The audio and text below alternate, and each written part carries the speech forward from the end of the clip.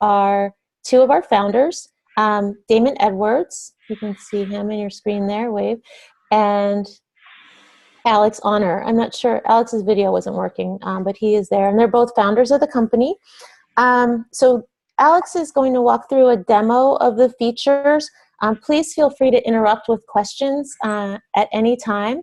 And then after the demo, you can also ask more questions, and if you have general Rundeck questions, please feel free to ask those as well. I see most of you are muted, which is great, just so we don't have any distractions. And if you can all hear, then we will get started with, I'll turn it over to Damon. Yeah, welcome everybody. Office hours, the main focus of what we want to talk about is the new ACL features. So there's some ACL editing features that have been added to both the open source Rundeck as well as Rundeck Pro. So, you know, we've been listening to people and we realized that, you know, people want really flexible, fine-grained ACLs, but with that comes the ability to really, you know, really turn yourself inside out and cause all kinds of problems. So we try to focus on making the experience better in both open source and then also added some extra features in Pro as well to make it even easier. So Alex, can you, you want to share your screen and kind of walk through what those features are? The idea is we just kind of give you a quick tour. And then, you know, obviously if you have any questions along the way, go ahead and ask questions. If we run out of things to talk about with the ACLs, then you can ask questions about anything. We'll try to use up the full hour. Okay, sound good? Sounds good to me. And just double checking if everybody can see my browser with the Rundeck Pro. Yes. All right. Okay, yeah, so I'll be really interested to hear about everybody's feedback about what new features we're adding, but also just kind of generally maybe some of the conventions that you have developed in bringing on users to access Rundeck. You know, some of those thoughts coincided with the development of these features, and you know, we have some ideas about where to take it, but you guys really are the experts in terms of really what works with people you need to support, and that's really what we want to hear most about. So what you're seeing here is a demo. It's kind of my standard demo. You might have seen these two project examples before, Anvils Online and eOptions. They're both projects that kind of represent an application that you might be supporting. So I might have some devs and ops people that develop and support the Anvils Online application, and a different set of teams to support the eOptions application. And so what this hypothetical company did is they created a Rundeck project to support some various standard operating procedures and scheduled jobs for each of these.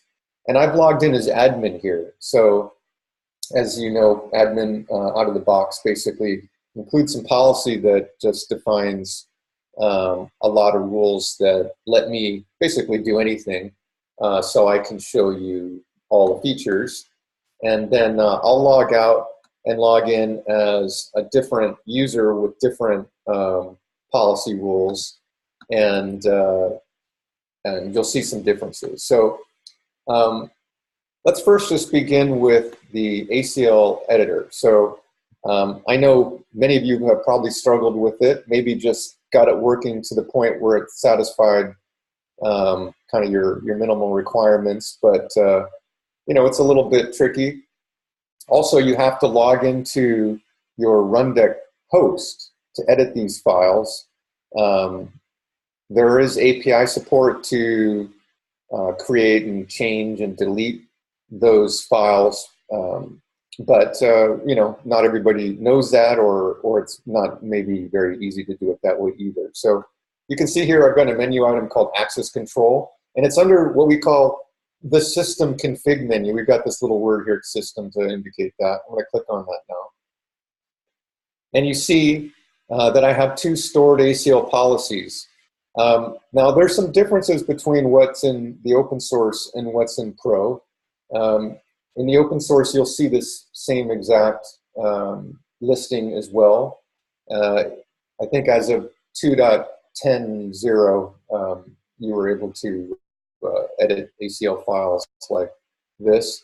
I'm going to just click on this edit link here, and you'll see a graphical builder for options. So here I'm looking at the rules for the e-options file. I'm just going to go back and let's look at the Anvils one. And they're similar in what these are doing. These are called system-level ACL policy. So you may or may not know there's really kind of two layers of policy in Rundeck. One we call the system layer. If you know exactly the syntax, we call that the application context. And at that context, you do things that, for example, let a user or a group of people read a project. And that's what this first rule represents right here.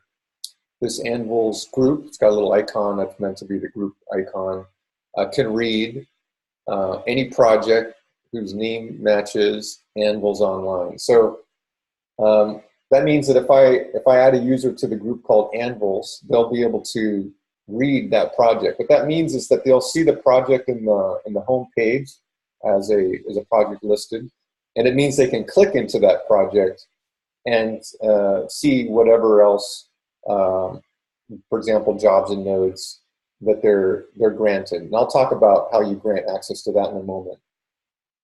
Another important system level rule is accessing data in the key store. And you can see the Anvils group can read any file.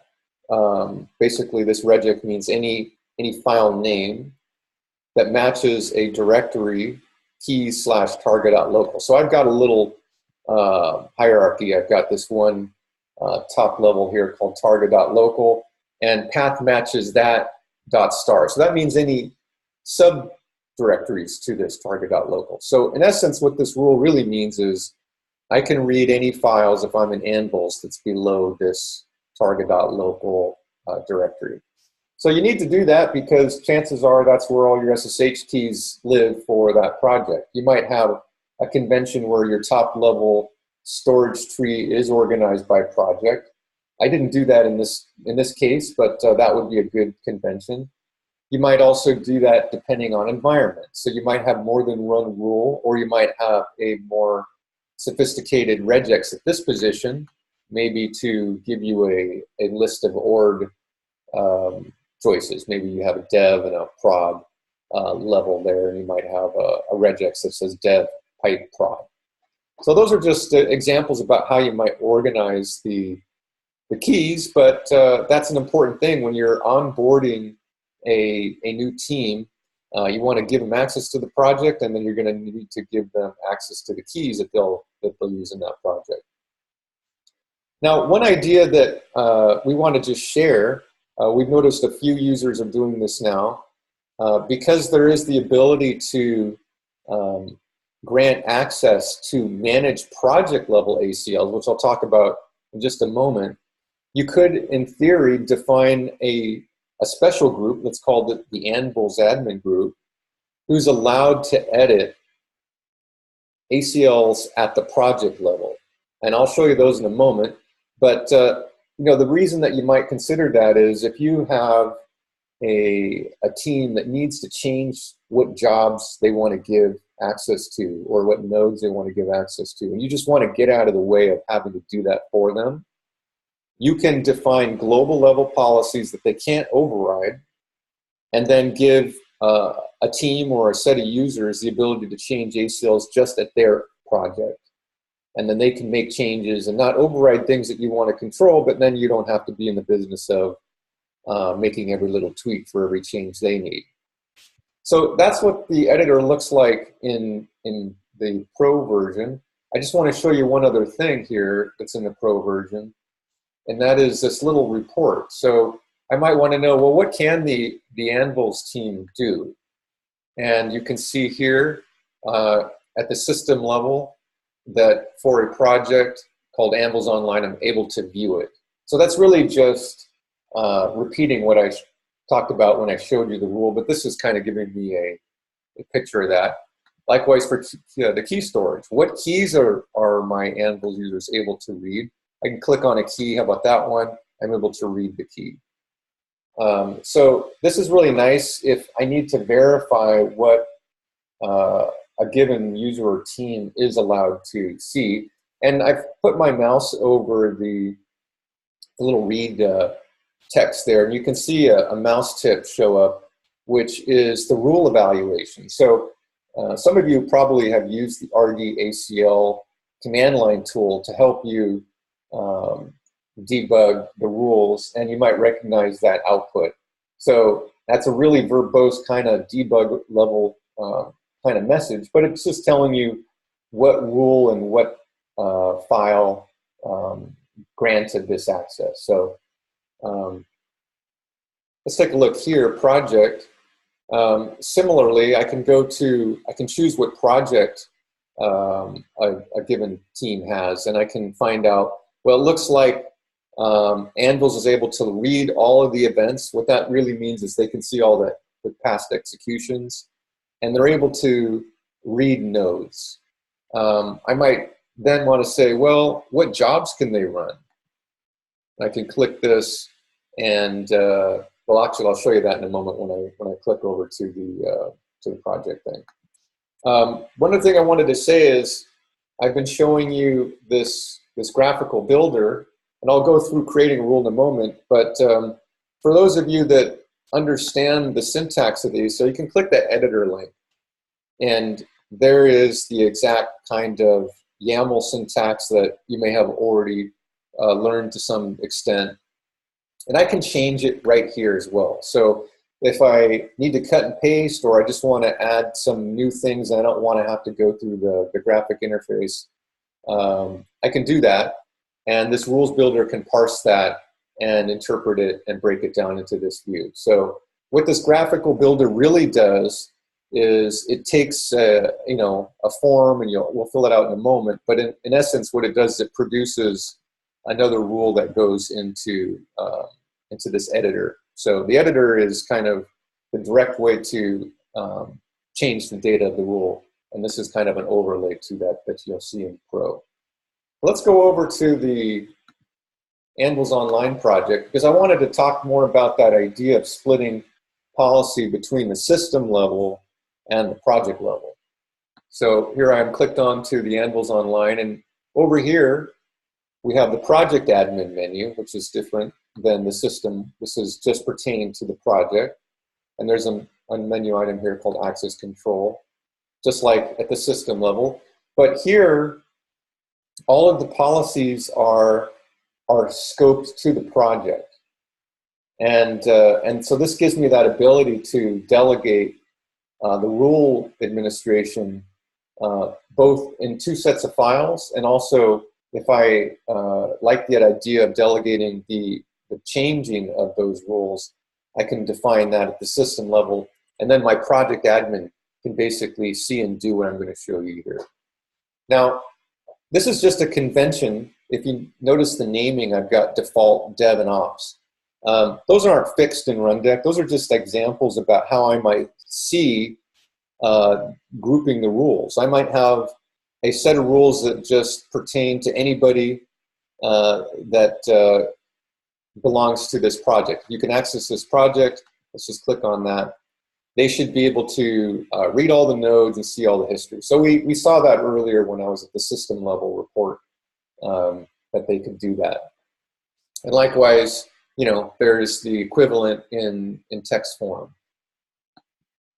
So that might be all the defaults. I don't want to have to, for every type of user or role they play, I don't want to have to repeat the same exact rule for the dev policy and the ops policy. I can create one file here. I'll just call it default.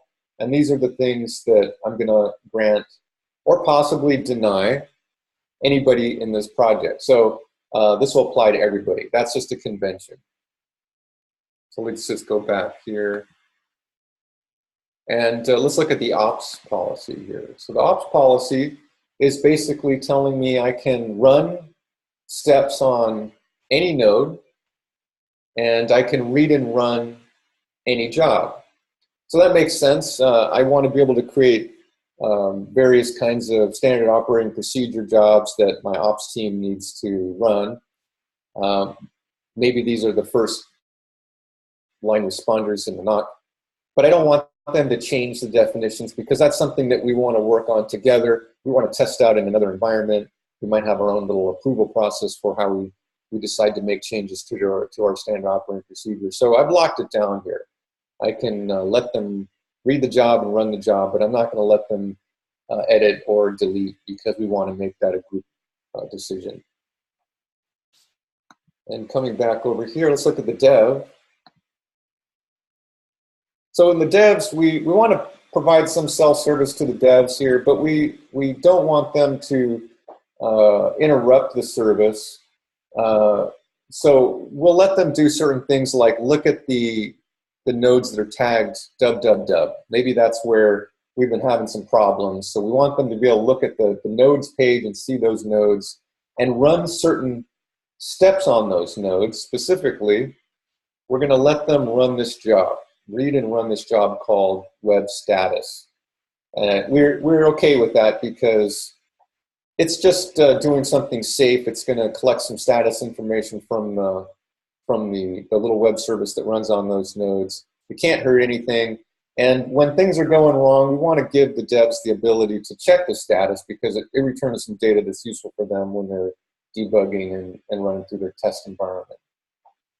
We're not going to let them execute the restart job, though, because that's going to take the service down, and the ops team coordinates that with their change management or their monitoring team or whoever.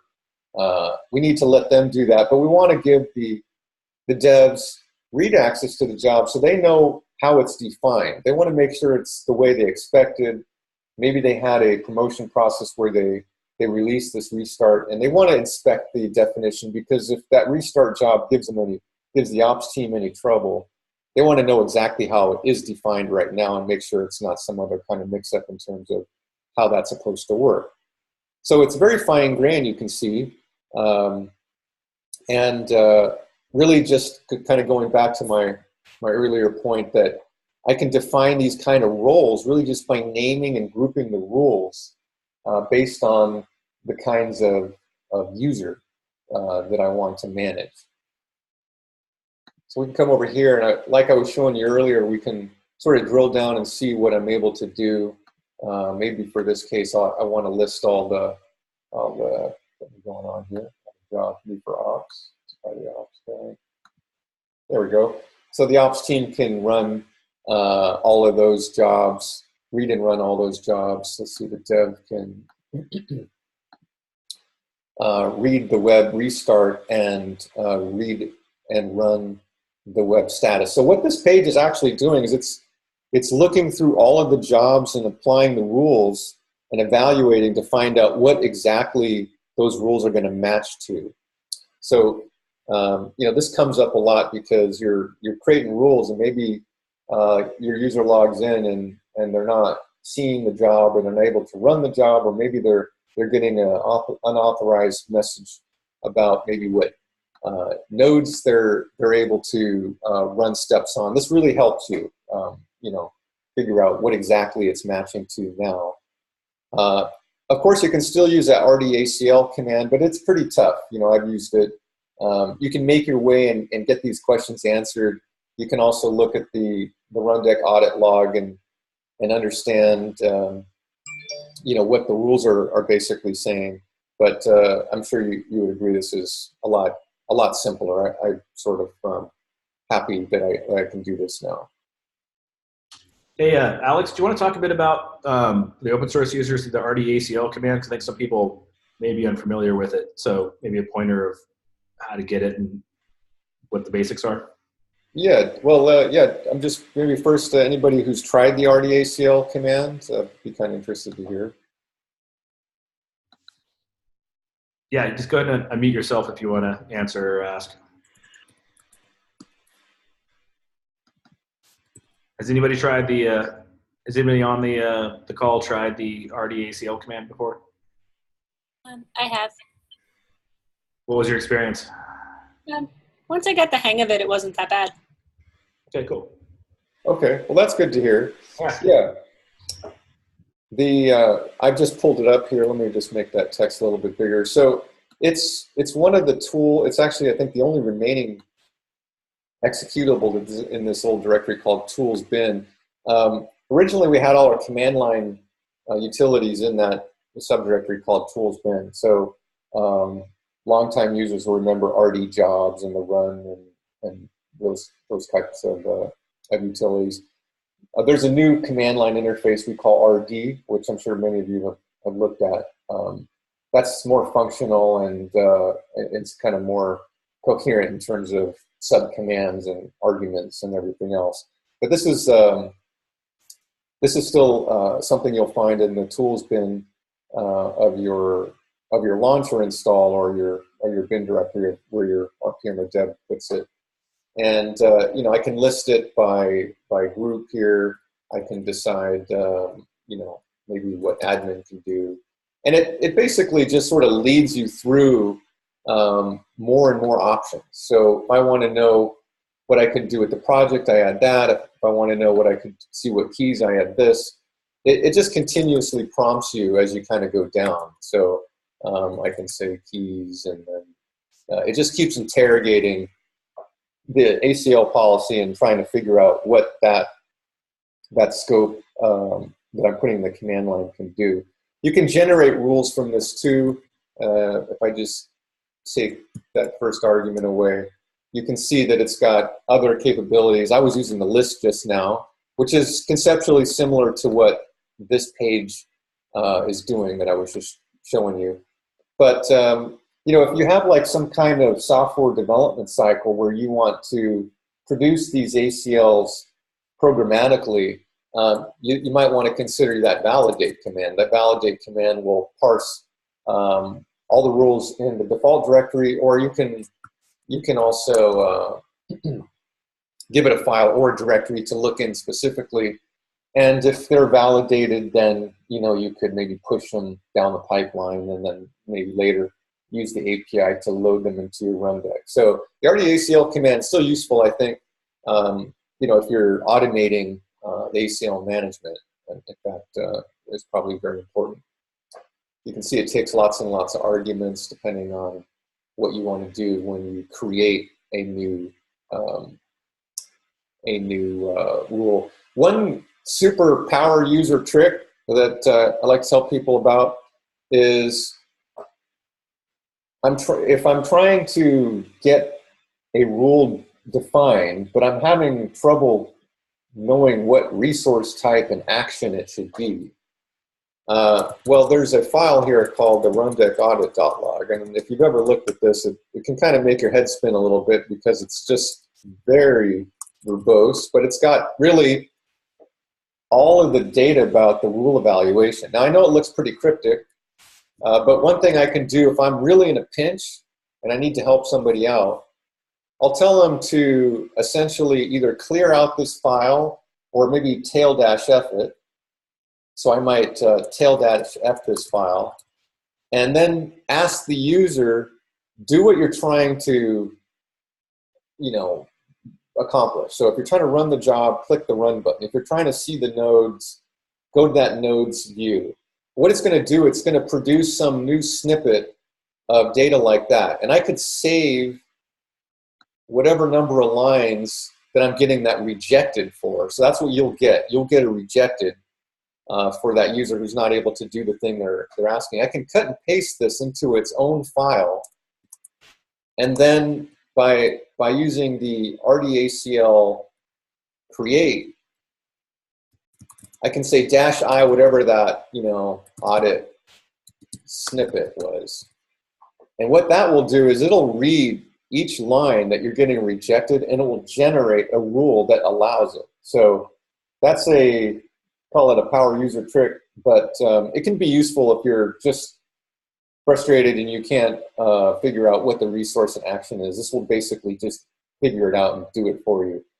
The more of these rejected lines you add to that input file, the more rules you're going to get. So you'll probably want to prune it down so you're not just giving you know, 100 rules that basically let them do everything that they're being rejected for. I think you'll see what I mean once you get into it, but that's worth knowing if you haven't found that out yourself. I didn't know that. That was worth the price of admission. Okay. Any other questions about the RDACL command?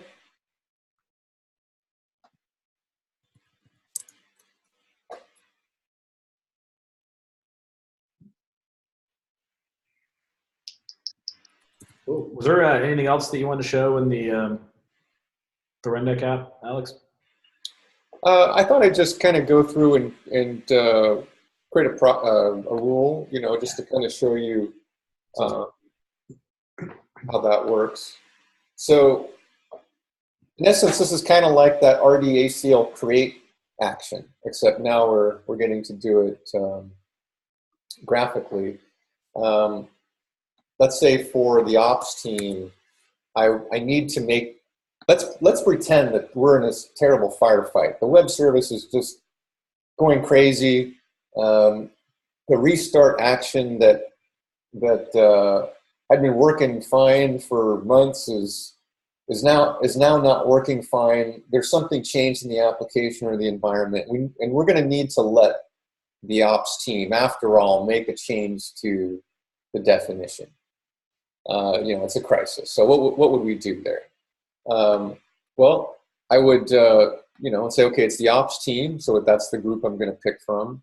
And what I need to let them do is change something of a job resource type, so I'll pick that.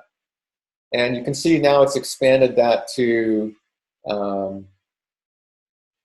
a group and a name. So I just happen to know it's web restart because I've run this demo a million times.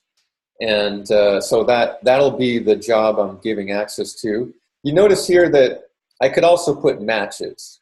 So if I use the word matches, that means I can use regexes in that position. You know, so if I wanted, for example, let's not do that. If I wanted to, for example, say, let them do the action for any job under the web group, that's probably how I would do that. But I don't want to do that. I want to be really particular and restart there. And what I want to do is allow them to update. I want to allow them to update. So let's add that rule. Now, it asks for a description. Let's just fill one in. The next time I won't ask for a description. We'll just generate one for me. But in this case, let's say we want to kind of draw attention to temporary rule to allow ops to change restart because of, I don't know, incident number 1, 2, 3. You know, that's like some ticket number or something. I can add the rule there, and there it's added. And let's do one other thing just for fun. I'm just paranoid. For some reason, I'm just worried that maybe somewhere they could have been allowed, well, yeah, maybe there was some default policy that I didn't know about right now that would let them delete it. So I'm just trying to come up with an excuse to use another action. So web restart, deny, delete. So just for like trying to show you an example of using deny. And there we go. So I just added those two rules. Now, like I said, what this interface does, it's really just kind of a front end to populating the data in this editor. So I can come over here, and you can see there's my temporary rule to allow ops to change the restart. For the job resource type, allow that action for the job that equals web restart. So you can see this tool is actually kind of helpful for just learning how to define the rule as well as just doing it for me. Here's the one for deny. So instead of the word allow, you see the word deny, and this is the action we're trying to deny, and the same thing about what we're matching. So I can save that and come over here and look at the access levels again, just for fun. See what ops is denied to do. for jobs and list all those. And there, we can see it's delete is denied, but update is added. So so that's great. If I log out now, let's log out as admin and log in as ops and put the right password in. Let's see here.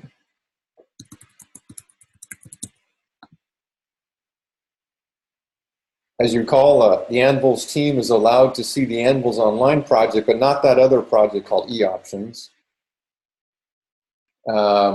I wasn't explicitly given ad hoc command access. I didn't talk about that earlier, but I just wanted to bring it up now that I noticed it. You may have said, hey, where's the commands tab? Well, if you haven't been given ad hoc access, that's never going to show up. So click on jobs. And, well, here's the status job. You can see I can run it, but there's no links to do an update.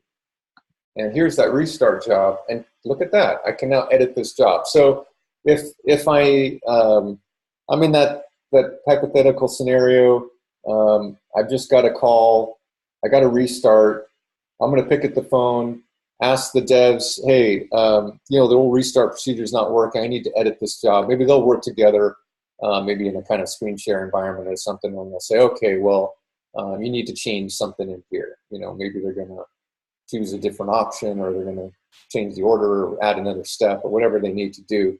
That ops person can do it. And yeah, like I said, we will allow edit, but no delete. So just to kind of, in case this is kind of hard to track, let me log back out as ops, log back in as admin, so you can see what that full menu would have looked like.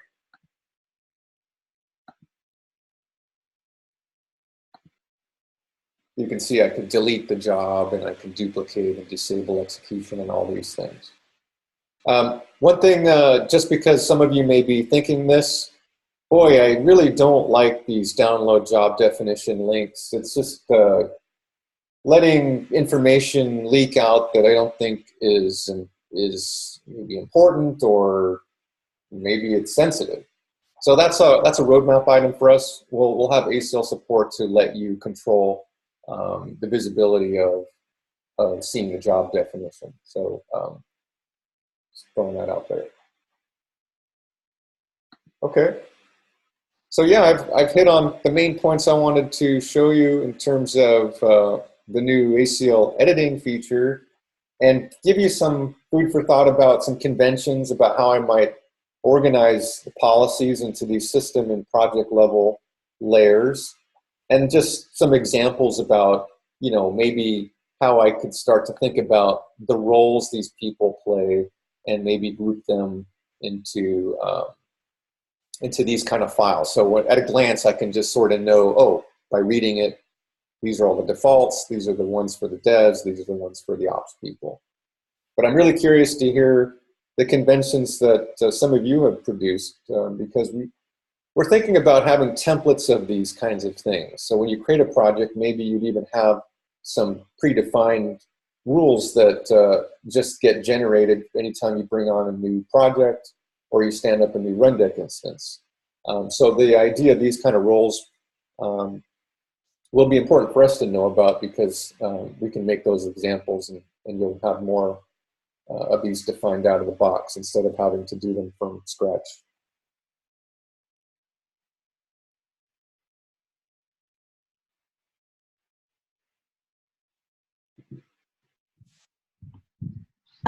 So Alex, there's a question in chat.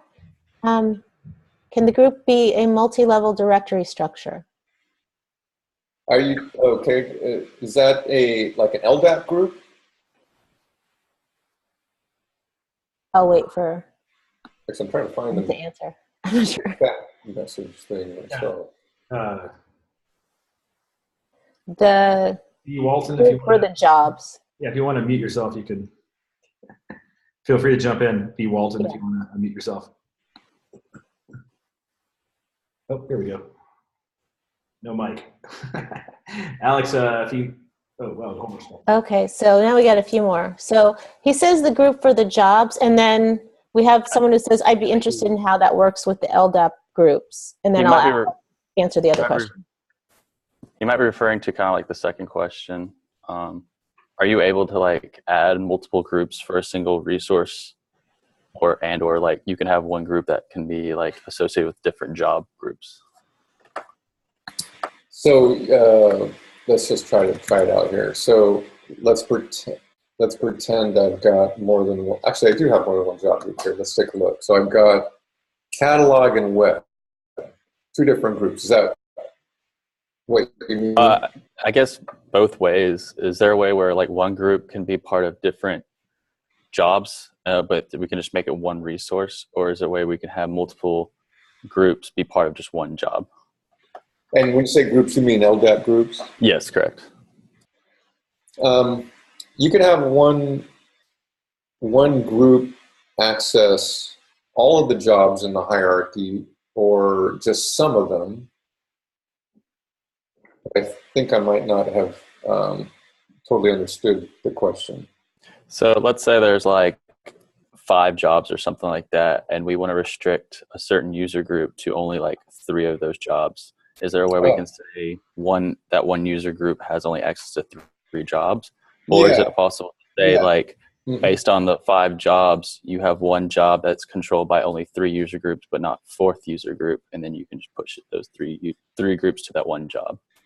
Yes, and probably that would be done through a regex that just sort of, in essence, lists out the let's say you wanted to give them restart status. You could say one LDAP group is able to run those 2 specifically. You could either do that as 2 separate rules, but I think that's a little bit verbose. Maybe the easier way is to do that as a regex for the rule. I was just going to kind of show you what I mean by that. So this is one way to think about it. You know, maybe it's this ops team. Maybe, I don't know, we'll just do something different. Maybe it's dev and job. I might say matches web. Well, make that equals, and then matches. So here I might say restart and status. So that's what I meant by kind of listing it out as an org regex. Okay. Is there a way you could do multiple groups then? Up here, you mean? Yeah, like if you had like web, comma, and then whatever the other group is. It would just be similar through a regex. So you could say like web and like catalog. Oops, not before like catalog. Okay, so the syntax is parentheses with a bar in between. Yeah, it's a Java regex basically. Yeah.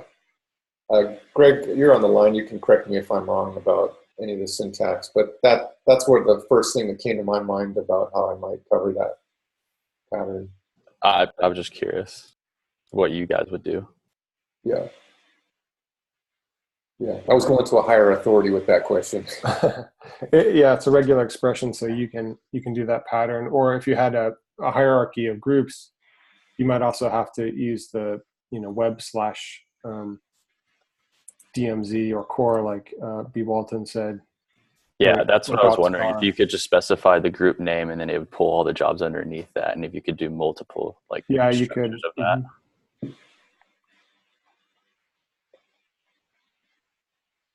Yeah, I think this is where the I'll cancel this, but that's where this becomes really handy because it will just evaluate it for you, and you can find out. I mean, the other option is you can just make multiple rules. So you can make a rule for one group and a rule for the other group. Yeah, but let's say if you have like 4 groups, it's really like you don't want to copy paste it into the editor, and it just becomes like a mess. Mm-hmm. Yeah, and the graphical interface is really smart about parsing what you've done here. I've taken a lot of existing ACLs that were just kind of grown up organically, and it just breaks them all on a single rule boundary, so it can parse them, and you can still edit them in the graphic editor if you want to. One question on the graphic editor, or sorry, the not the graphical one, the main page. The validate button on the bottom of that, does that validate just that it's correct like YAML syntax, or is that also validating that like it works with like Rundeck's setup? Because like, for example, one of them I like put admin without realizing that admin was even an option on it, and then I should have put like star or something, and so I wasn't sure if it's going to validate that kind of stuff, or it's just validating that the format is correct.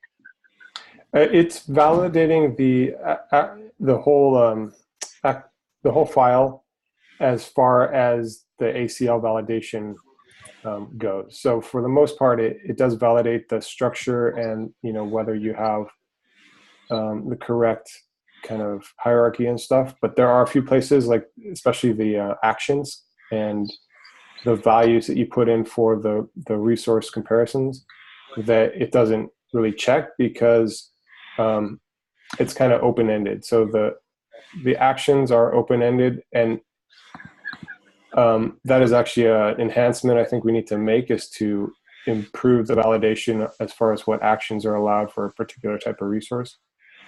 Because the internally to Rundeck, it only uses a certain sets of actions. So it should be able to validate that as well, but that isn't in there right now. So basically it's validating the syntax and the structure aside from the actions. Awesome. Thanks for clarifying. Sure. Sorry, does that mean that you can assign an action that shouldn't be allowed, but it would still say it's valid? It means like you could put a random action name in there and it would validate it and say it's valid, but there's nothing inside Rundeck that would ever attempt to use that action. So it shouldn't cause a problem. It's just that if you accidentally type admin, it's going to validate it and say, yes, you have given admin access. That's fine. And you said these features are only available in Pro version, the ACL editors. What's the upgrade path from the Community Edition to the Pro Edition? So Pro is built on Core. That's important to know. It's not a fork of it that works differently. Pro is literally a set of extra libraries and plugins that just get added as a bundle to the open source. So to upgrade, really, chances are you would want to do a clean upgrade. You want to stand up a new instance of Rundeck, in this case Rundeck Pro. You may point to the same database that your community version is already using, and you just shut down your community one, and it'll read the data in the database, and it uses the same kind of configuration and layout. So it's basically like doing a clean upgrade of a community version. It's just different RPM or Debian or launcher. Okay, so the best way is to stand up a new one. There is no in situ option? No. I wouldn't recommend that.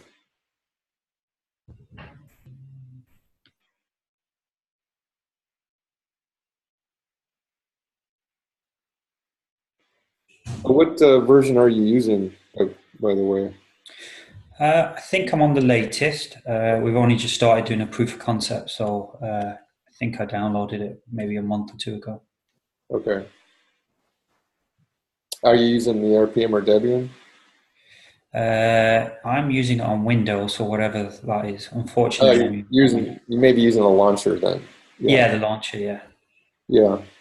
Yeah. I mean, I could give you the theoretical way how you might throw it in situ, but it'd be messy, and I think you would regret it. It's just better to do a clean install. Yeah, I don't think it was difficult. I was just wondering if there were options. Okay. And just going back to when you did where you're creating a rule, could you go back to that screen a second? I just wanted to ask you a question on that. There you go. So when new rule. So that group or user option, would that do a LDAP lookup? Or yeah, not yet, but that's definitely a good idea. One thing you'll see later this year in Pro is a new security module, which is going to give us more direct access from the application to the directory. Right now, Rundeck is container-based authentication. So what happens is the container, in this case, if you're, well, it doesn't really matter whether you're Debian RPM or Launcher, the app server is getting the authentication request, and the login form will get the username and password. It'll hit whatever the container's authentication module uses, and then that provides the groups that the user belongs to, and that's sent to the application in that app context. So Rundeck can't query the LDAP server in that sense because it doesn't really have that kind of direct connection. Later this year, we'll have a new security module which gives the app layer access to the LDAP server, and then these kinds of things will become more feasible, being able to query the group and the user and stuff like that directly from the app. Does that make sense? Yeah, perfect Okay. sense. Thank you. Yeah.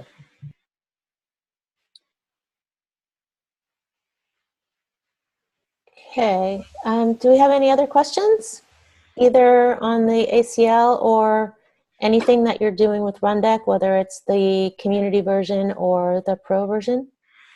One quick question. Mm-hmm. From product map point of view, does the Rundeck team has any plans to release a Docker-based version? Yeah, that's a good question. We've been using Docker internally for a while now, and we were kind of in this dilemma of should it be how stripped down the image should be, but we have to make a decision because we're getting more and more requests to deploy Rundeck in some kind of container orchestration environment, and we want to have standard images for that. So I can't give you a date, but I think we have to get that done this year for sure. Yeah, Alex, I mean, this demo cluster is running all in Docker containers, right? Yeah, I didn't mention that. It's a good point. Yeah, so we're using the image definition that our pipeline uses. And yeah, this happens to be a cluster, in fact. I'll just come over here just to show what I mean. I've got a few members in the cluster. It's using HA proxy as my load balancer for the front end, and I've got an S3 compatible service here to put all my execution logs. So what you're really seeing is 3 Rundeck instances, 1 Minio instance, and 1 HA proxy instance, all working together out of a Docker Compose definition. So we're doing our scale testing in a container environment. So we're pretty used to that. We just need to make that a releasable distribution. Okay, thank you very much. Or anybody else? Yeah, I have 2 questions. What is the difference between node and then node parentheses? And same thing with like the job. Yeah, that's a good one. Actually, I will let the authorities give you the best definition for that. Greg, can you clarify that? Yeah, excuse me. Yeah, actually, can you go to the access control page? Yeah, I'm heading over there. So generally, when you pick node or job, it's a way to restrict access to a particular node or job based on matching the details, like the name for the node or job. When you pick node all or jobs all, it's a way of restricting access to, say, creating jobs or reading or deleting jobs, that kind of thing. So it's kind of all just means like as a type of thing, you can control the access at that point. So it's all a representation of just creating, deleting jobs, while jobs itself is just the control access after a creation of a job. Yeah, I mean the way that Rundeck uses it is, say you go to the jobs page, it will check, do you have, create access to all jobs? And if you don't, you won't see a button that says create a job. If you do, then it'll say create a job. You click create a job, and then when you say save this job definition, it will check, does the user have access to create a job with this specific detail, like the name of the group. Okay. And I guess my second question I follow up is what is the system resource then? At the I think at the system level. That gives, I have to check exactly, but that gives you access to things at the system level, like the system information. So there's a system information page that you can look at, and you can get that data through the API. It may have some other things. I have to look exactly what it's querying, but basically top level system information, and like the ability to put the system in passive mode and stuff like that. Okay. Sounds good. So just from a template standpoint, I guess, when we set it up at a system level for different projects or different groups, I guess it should be pretty standard. They probably should not have any system level access, right? I mean, I would not see why anyone would need a system level access, maybe just for a read only. Is that where that would come in for an API call to see whether or not, if they go into the system info, the name, the memory allocation, the load, because that's the kind of information that's being rendered now on the system info, right? Yeah, I would think that for the most part, people don't really need the system information access level. Yeah. Okay, so at the lowest level, from a system level ACL, I mean, would a template or just a overall level, it would be, we'd probably give people storage if they've got a special password that they need, and then identification to their specific project, right? Otherwise, how do you guys view that in general? Because it's storage, system, project, and then the other one was kind of confusing, maybe to my part, but was just events. Like when we did events, it was it prevented people from seeing things, but I didn't know what events really meant. Yeah, so I think Alex lost his connection, so I can't really show you his screen, but events,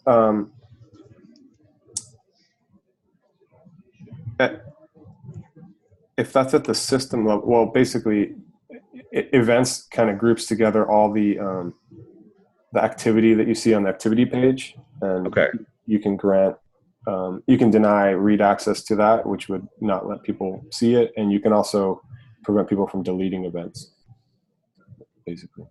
Got you. All right. Okay, we have about 2 minutes left. There's a, So- Dawn, one thing I want to mention, Rundeck's hiring. So I was going to say that. we want to make Rundeck great. We've got greater, better than it is. We've got some development jobs, and we also have some community jobs as well. So if you're not the developer type, but you really want to get involved, we've got some cool jobs to really interact with the community and help support the community. So it's rundeck.com/jobs has got the list for that. Sorry, Don, just want to throw that in there.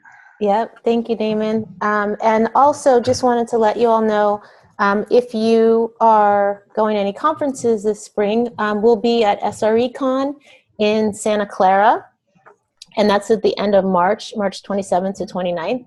And we'll also be at the Gartner IT Infrastructure Summit, which is in Orlando, and that is May 15th to 17th, and we'll be at Velocity in San Jose June 12th to 14th, and DevOps Enterprise Summit in London for any international folks out there. And that's June 25th and 26th. And you can find those on our website as well on our events page. But we'd love to meet people in person. So if you are going to any of those, please come by. Yeah, and we'll see you at the next one as well. Yep. Thanks, everybody. I finally got back, but I'll talk to you next time. Okay. Look forward to talking to you all next month at the next office hours. And I just wanted to say, if you have more questions about the access control, it's actually in the admin guide in the Rundeck documentation. It describes all the actions and what they apply to, so you can look that up there. Oh, great. Thanks, Greg. All right. Thanks, everybody. All right. Thanks, everybody. Thank you, guys. Thank you. Thank you, Wolverine.